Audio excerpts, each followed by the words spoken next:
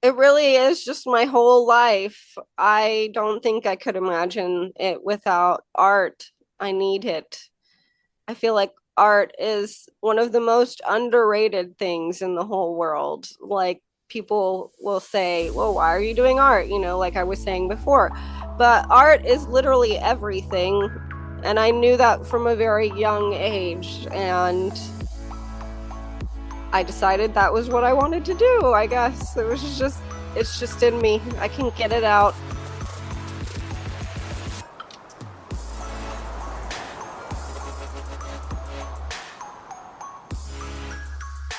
Hello, everyone, and welcome to Creativity Worth Expressing. I'm your host, Ryan Anthony Hernandez, and today I'm here with special guest, Haley Castille. Haley, how are you doing today?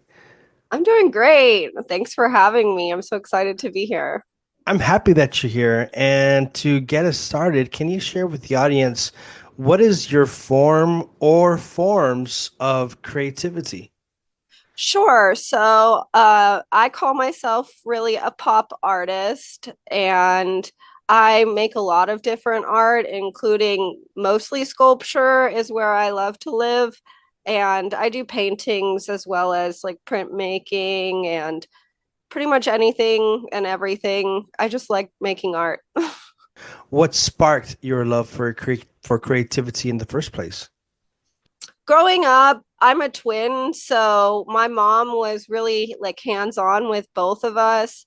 And whenever we wanted to make something, she would just tell us to go like rummage through the garage or just find something and make something out of it. So I always attribute my creativity and my love for sculpture to my mom because that's where it all started, was me just looking in the garage trying to see what I could turn into something else. And like, how old were you when you started getting that curiosity? Oh man, we were probably like 5 or 6, very young. I was always like making something, but I always wanted it to be, 3D, like something I could actually like put my hands on. I like drawing and painting, but it's just not, my favorite thing to do. I really want to like play with my hands. So. Okay, and so over the years, how did your curiosity evolve into, who you are today? So after I graduated high school, I was always like, the model student, and I didn't really get too much into art in high school. But when I, started applying for colleges and everything and picking a major, I couldn't pick anything. Like there was nothing that sounded appealing to me. And I was like, I can't commit to doing any of this for my whole life. And like again, my mom raised us like to just follow your passions and believe in yourself, and you can do anything you want to do. Also, my uncle, her brother, is a successful artist and painter for the past 35, 40 years at least. So I always had that model too, and I knew it was possible. So when I got to college and I had to pick a major, I just decided art and I went for it. During this time, were there any obstacles that were in your way? And if so, like, how did you like get over those obstacles? um, well, art school in general is like a really fun and interesting time. Going there with my twin sister, also, we had a kind of funny thing happen when we were enrolling and everything. They like mixed up our records somehow, and we actually had to be like deferred a whole semester because of like their mess up and like financial aid and everything. It was kind of crazy. But as far as art goes, like everyone in my life was like wildly supportive, and like my mom especially because her brother. So no one in my life thankfully was like, why did you do that? Why would you pick Mhm. art? Like that's stupid, you're not going to make any money, like the normal things that you hear. And I've heard that, a million times from other people, but never from the people around me. So Were there people who or artists who inspired you while growing up, and that you can look back and say, "Wow, that art piece or that artist Mm. uh, was really a boost in my own creative journey." I always loved pop art when I was younger, and especially like the works of Lichtenstein and Andy Warhol. I always really admired. So I try and, pull as much pop art into my influences as much as possible. I really love their work. They're very interesting, and I studied a lot about them in art school too. And the first pop art show in the 60s, the supermarket show in New Mm. York City, which was so groundbreaking and influential. So I just always kind of latched on to those artists when I was really young, and I never got away from it. So What is it that you love most about pop art? sure. Mostly I was super drawn to the color, I feel like, and the graphic nature of it. It it's really fun, and I like fun things, and I like colorful things, and I can't imagine life without color. It's one of my like most favorite things in the whole world, and art and color really go, hand in hand. So right now, I mean, I have other favorite artists, and like I have other favorite artists right now, like in the modern times. Ashley Longshore, she's huge right now, especially. She's one of my favorite artists. I actually did get the chance to meet her several years ago now, and she was amazing. I had tagged her in an art piece on Instagram years before this, and she liked it, which was enough for me to just be ecstatic about. But when I met her, I actually brought her a copy of the print. It's a butterfly print that I made in art school, and she remembered it. And the first thing she said was, "I remember you." I lost it. It was the coolest thing ever. She was so nice and encouraging, and she told me she loved me and just to never stop making art and keep going no matter what, and always believe in yourself. It was one of the coolest things. So for you, before you even start a project, do you have like maybe some form of rituals, or do you do anything in particular before you start creating? So I might be kind of more rigid and perfectionist in my art than other people. I wish I could be more free and just like sit down at the canvas and just make something. But I always like have a concept like planned out. I've really thought about how I'm going to make it. So that's more my process is very meticulous. And for you, like, do you have like a favorite art supply or tool to use or Mm. mechanism? Well, I do found art really is what I love to do, kind of like what I was saying with, finding stuff in the garage when I was younger. So anything and everything is really my favorite material to use. It's just looking at something and trying to see the potential in it and what it could be versus what it is.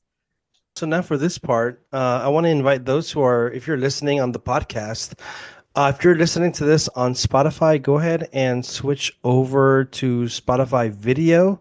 There's an option there for audio or video. Go ahead and switch to video. If you're watching this on YouTube, no problem. But we're gonna be talking a bit about your art, and we have three pieces. The first one here is Prism Pop. Is that This is my, senior show thesis that I did in college. So it really was a labor of love, and it took me probably 2 years from start to finish to do the whole series. But the idea really was like turning pop art into like a literal form, like making it pop out at you. and using like the fun colors and the graphic lines that are already evident in pop art. So that was really the concept, but it came to me like in a dream almost. You know how Salvador Dali would say he would paint in between sleep, Yeah. and that like I was about to fall asleep and it just came to me. So So would you do that how Dolly does it? Take those like little like brief naps, like power naps, and then wake up with like as soon as you're in the dream state, you would wake up. Would you do something similar as that?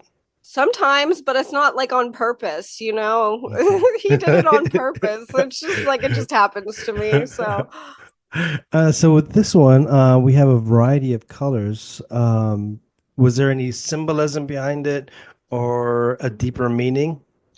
so it really is just like an expression on top of, you know, being a literal form of pop art. It's an expression of just my love for color, which is why I kind of chose them all, you know. I consider Rainbow to be like my art brand also. So I was trying to incorporate all of those things in there without making it look like a primary school, you know, because sometimes Rainbow can go childish, and I didn't want it to do that. Now we're going to look at your next art piece here that we have, and that is Path of Life. What are we looking at here? This is another sculpture that has the rainbow in it. The concept behind this piece was really started at the form of a spiral staircase. I've Okay. always loved spiral staircases. I just think they're beautiful and amazing, just such a cool form of architecture that you don't really get to see that often. I don't, you know, get a chance to see them, so I kind of made my own.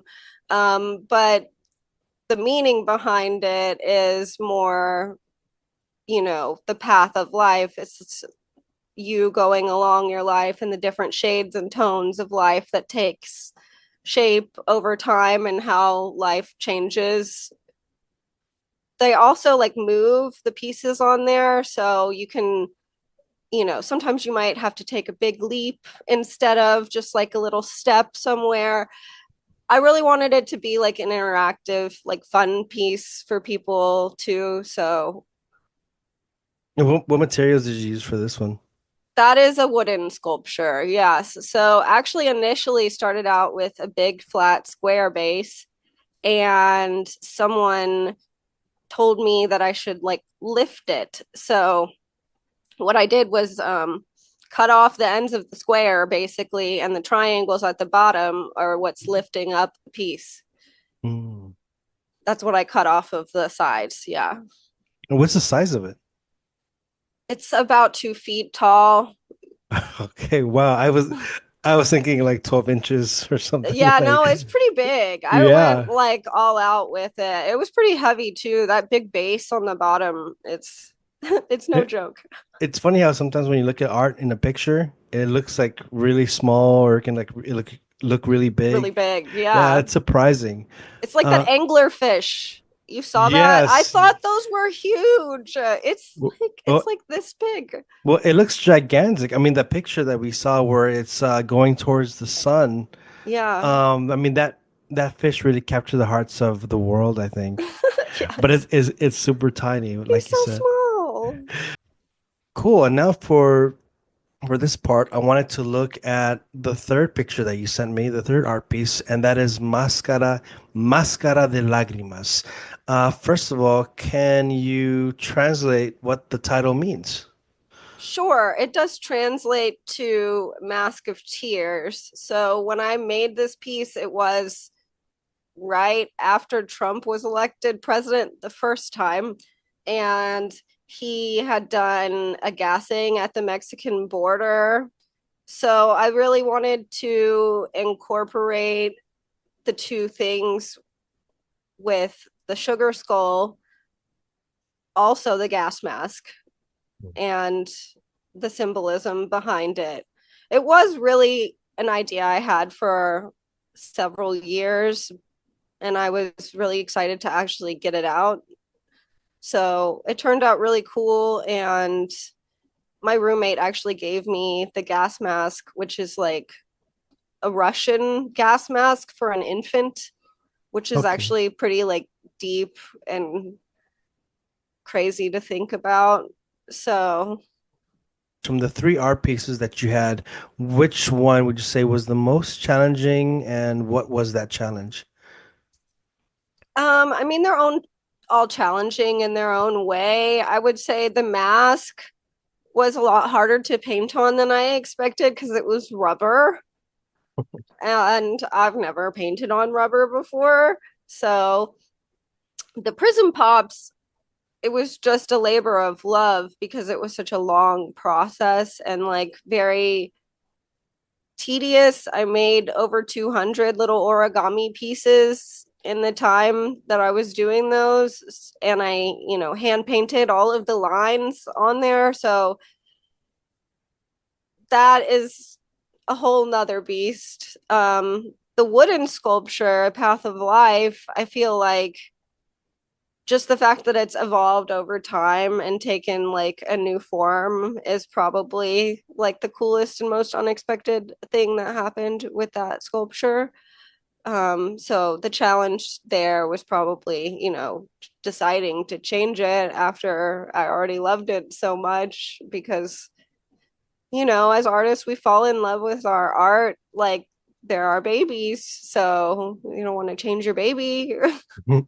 And how do you like, I mean, for you, when it's coming to naming your baby, I know parents sometimes they take freaking forever to name the Mm. baby, but for you, I mean, you've explained how uh your creation, it is your baby in a different sense, but it is your baby, it's yours. How do you find the inspiration to get a name for it? So, a lot of my art, I mean, although I want it to be serious, it is still fun at the end of the day. And I like to have funny names, punny names, like silly things. So I'll try and use alliteration or like take a spin on like an already well-known phrase. Like I have this painting dedicated to my niece. Her name is Violet, and it's called Violet Streak Mhm. instead of Violent Streak. So, which really suits her, honestly. It's funny. So, I like to do silly things like that. But that one actually took me a really long time to name specifically because I could not think of anything that came to my standards of like funniness or cuteness. Like I don't know. So I want that like kind of, what's the word that I'm looking for? The differentiation Hmm. between my name of my art and like the actual piece itself. Like they're opposites, but they Oh. attract. Now I wanted to ask, like, have you been involved in galleries, exhibitions? Sure, yes. So that's actually another part of my life. I've been in the gallery space, like working in galleries for the past almost 3 years now. I live in Pensacola and I've had the opportunity to work at several different galleries. So I'm really lucky to be able to do that. Right now, I'm at the Sanger, and it's actually 100-year-old theater that's historic in downtown Pensacola, and they've never done anything like this before. So I was really lucky to be able to have the chance to arrange an exhibition there with local artists. And right now I have over 40 local artists with over 70 pieces up in the Sanger, which is one of my greatest accomplishments, I think. What do you love most about being at the Sanger? It's such a beautiful building. I don't know how to explain it to you, but Yeah. it's so intricate and it has like, art dripping off of it. So the fact that they hadn't had art on the walls, the fact that they didn't have any art on the walls in the first place was wild. So when they asked me if I wanted to help out, I leapt at the opportunity because it's such a cool thing that no one has done before. So Well, sounds like you're really enjoying it, and I'm happy for you. thank you. And now I wanted to ask you, how do you see your art, your creativity evolving in the future? Hmm. I've I've thought about, the future a lot for my art, and I do want to keep being in the gallery world. I specifically have always dreamed about owning my own gallery, mostly a sculpture garden.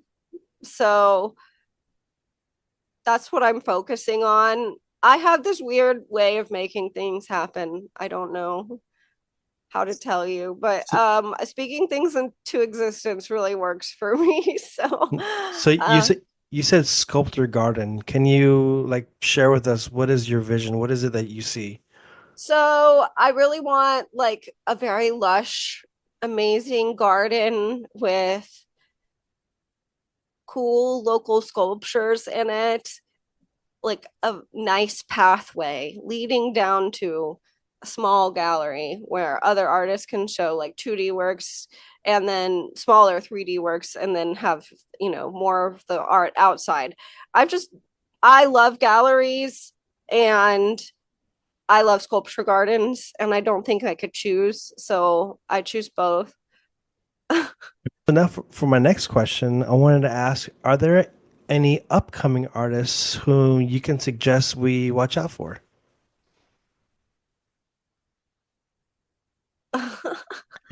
Oh man.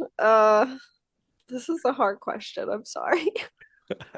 Right now, I've been following a few new artists online and several people that I've been following for years also. Um, I love the work of Todd Gray. He's a really cool sculptor that does like pop art sculpture specifically. Um, I love Elizabeth Sutton. Her paintings are incredibly colorful and intricately detailed.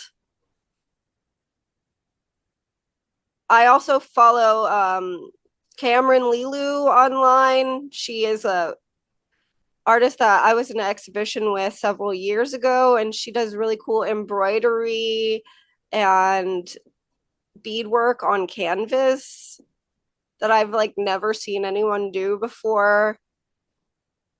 Those are my top three right now. Is when you are looking at another person's art, is there something specific that you are looking for that really draws your attention to it? I look for uniqueness. Like, this is a joke between me and my boyfriend, but sometimes I'll look at an artwork when we're at a fair or something like that, and I'll be like, oh, that's so strange.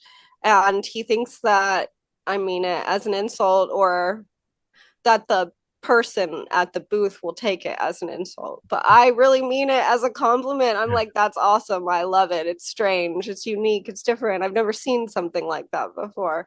So And when you're making your art, is there something that you're always trying to capture? Are you always trying to get strangeness and weirdness in your art as well? yeah, I like to play with surreal nature of things. Right now, I'm making this zipper lip painting, which I think is going to turn out really cool. But I was also looking for like other iterations I might be able to do in the future. So, you know, uh, like a little candy where the kissing lips is in the middle. Just different things where I like to play with canvas and making it a sculpture, almost at the same time, where it's two in one. I don't want it to just be something that hangs on the wall. I want it to be something that has its own life. Is your art at all for sale? If you would like to buy anything, just reach out to me. And where can people reach out to you if they are interested?